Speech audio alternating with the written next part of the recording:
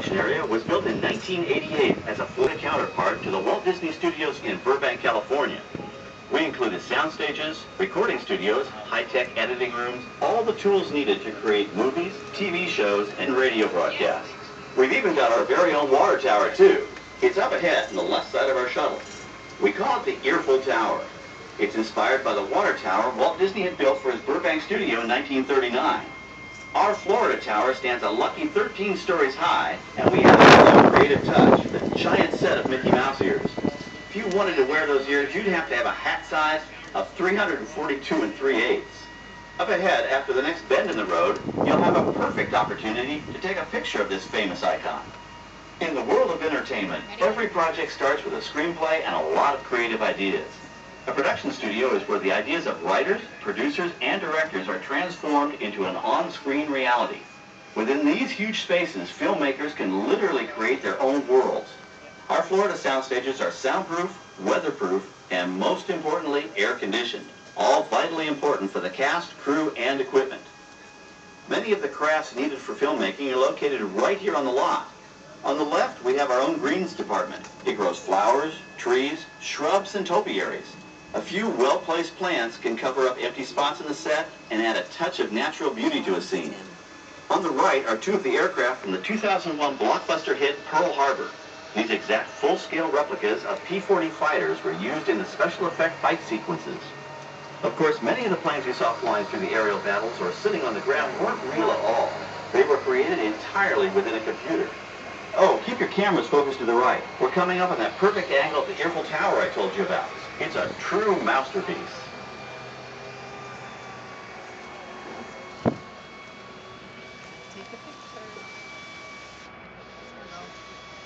We're entering one of our most glamorous and colorful departments, creative costuming. Every star has to have just the right wardrobe, and it all begins here with a designer's sketch. Our team of designers, seamstresses, and tailors can turn 1.5 million yards of fabric into over 25,000 costumes every year. Many of these costumes will become part of the shows and attractions of the Walt Disney World Resort. In fact, here in Florida, we have the largest working wardrobe department in the world. Why, Mickey Mouse alone has over 175 different outfits to choose from, while Minnie Mouse keeps more than 200 unique costumes in her wardrobe. On the left are costumes worn by the stars in recent studio productions. You'll probably recognize some of those costumes from the big screen. Every story needs a setting, and our design staff can create just about any place a script calls for, from an urban city street to a remote desert canyon. On the left is our scenic shop where large-scale sets and props are built. Our team of set designers, carpenters, artists, and engineers has created caves and caverns, game show sets, even replicas of the U.S. Supreme Court and NASA's Mission Control, all on our sound stages. The shop also provides sets and props for our shows and parades here at Walt Disney World. The same skill and craftsmanship that goes into a movie set can also be used to create magic for our parks. Either way, it's all about making dreams come true.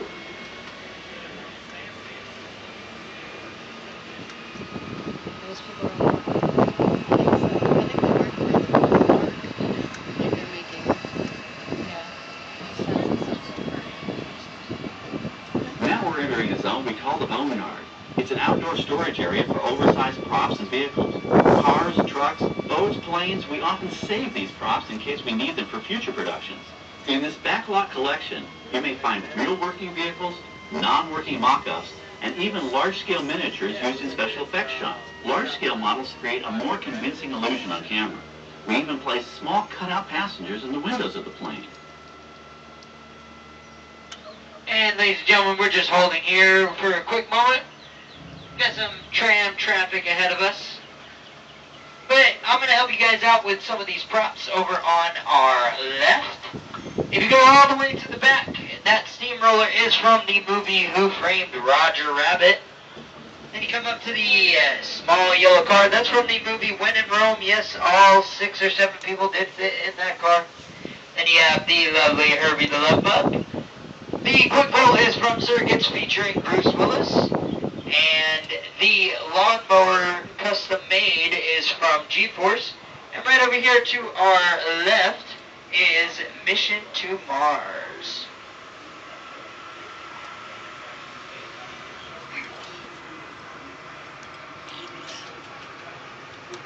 that everyone please remain seated. The driver can move at any moment.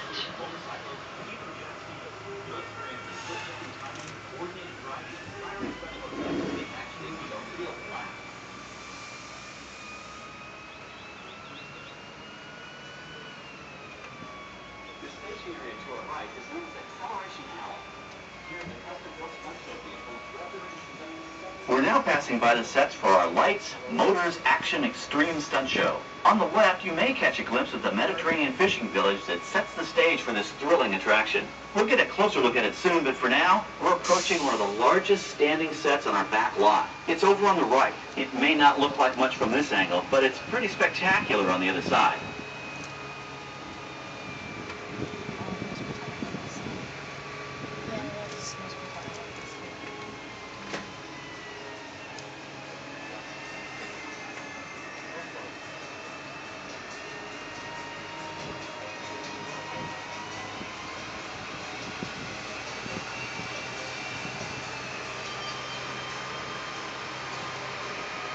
This is great, folks. The production crew has just given us clearance to enter the set. Hello, Backlot Tour. I'm Amy, a production coordinator here at the studios. I can see your shuttle heading toward our canyon set. I've given your driver permission to come in and take a look around. I'm up here with our effects crew, and we're getting ready to shoot a test sequence. Oh, on the way in, you're going to be crossing a wooden bridge, and things may get a little bumpy, so please, hold on to your belongings, especially hats, cameras, and glasses, and keep an eye on any small children. And of course, please remain seated at all times. Welcome to the set. As you can see, we brought the bare, dry deserts of Southern California to green, typically humid Central Florida. This set is based on real locations that our production designer took pictures of. Our set crew spent about 6 months building the canyon, but we've used it for a number of TV shows and specials over the years. For our upcoming production, the script called for a tanker truck. We found this one in our boneyard, but it was too big to drive into place. So we picked it up with a crane and set it down here. We're up on the overhead platforms, and I see our director has arrived. As soon as the rain effect is ready, we'll begin the sequence. This sudden shower is really just a special effect. We've rigged up a series of water nozzles just above your tram. The water sprays in crisscross pattern to create a sense of depth. But this storm only covers the first few feet of the set.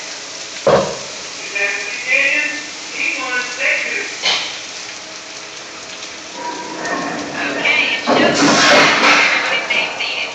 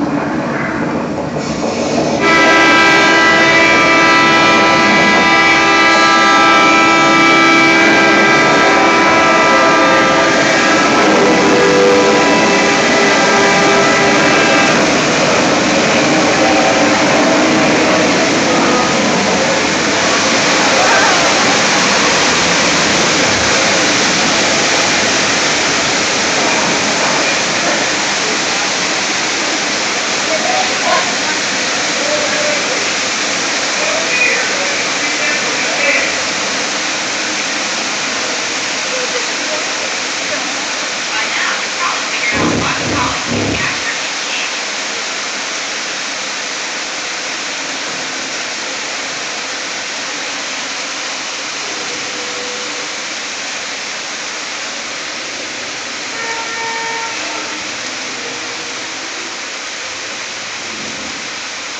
Now, let's go behind the scenes and find out how this spectacular sequence was created.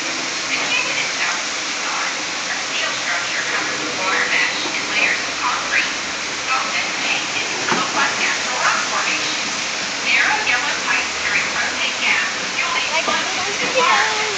For the flash flood, we use 100% real water, about 70,000 gallons of it, dumped from overhead tanks.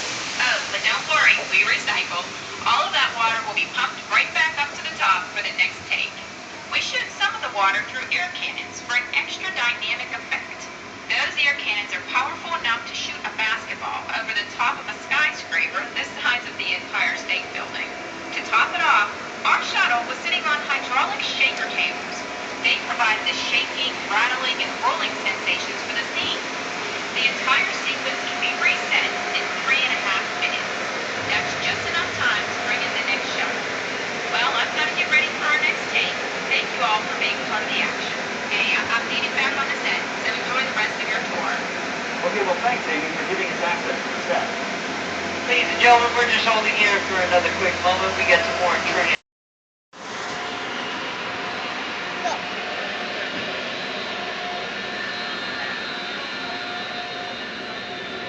It looks so real over there, doesn't it? It looks so real. It's hard to believe it's just a little fake thing. On the right, we have an authentic piece of Disney history. That Gulfstream 1 was known at airports across the country as November 234 Mickey Mouse, but we just call it the Mouse. In 1964, Walt Disney and his hand-picked team used this plane to scout locations for what he called the Florida Project. Soon, they secretly began purchasing thousands of acres of land, which became the Walt Disney World Resort in 1971. During the creation of the resort and later Epcot, the Mouse shuttled studio executives and Imagineers between Burbank and Orlando, making it the most used executive aircraft in the country. Appropriately, the Mouse retired here in 1992. As Walt used to say, it was all started by a mouse. In this case, the 234 Mickey Mouse. On our right, we once again sweep past the magnificent Mediterranean village of our Lights, Motors, Action Extreme Stunt Show. This high-octane attraction is based on the hit show from the Walt Disney Studios Park in France. In this action-packed production, you'll feel like you're right there on the set during the filming of a spy thriller, complete with custom-built cars, motorcycles, even jet skis. You'll experience the split-second timing, coordinated driving, and fiery special effects that make action movies a real blast. Yeah, what's that called? The staging area to our right is known as Acceleration Alley. Here, the custom-built stunt show vehicles rev their engines up to 70 miles an hour before making their high-speed entrances onto the stage for our Lights, Motors, Action Extreme Stunt Show. Of course, these are professional stunt drivers. We hope you'll enjoy their daring driving skills, but please, don't try them yourself. But please, On the left, we've reached our second boneyard with more historic props and vehicles. When we reuse older props in a new production, they're often refitted with custom parts and given a whole new color scheme. You might not even recognize them the next time you see them on screen. For instance, coming up is our friend Herbie the Love Bug. He went through a special demolition derby makeover. Those dents and dings were added on purpose, but he can be polished up as good as new for his next starring role.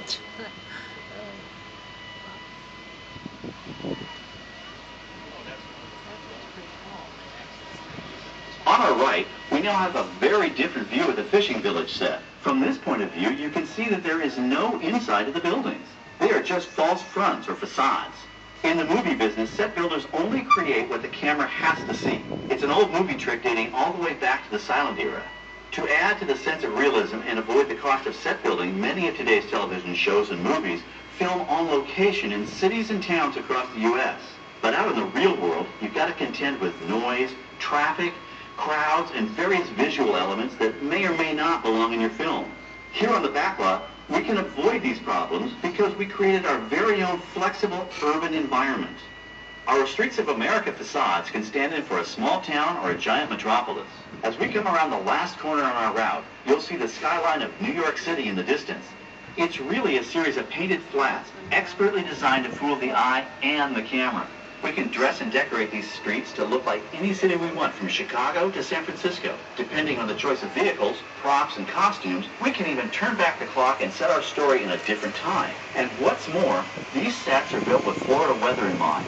They're made to withstand 100-mile-an-hour winds. You're welcome to visit our Streets of America anytime during your visit today and get an up-close look at the skills of our set designers and builders.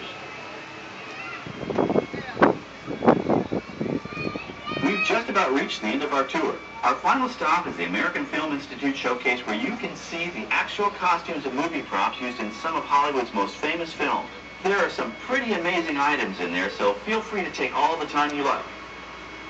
Please stay seated until our tram comes to a complete stop.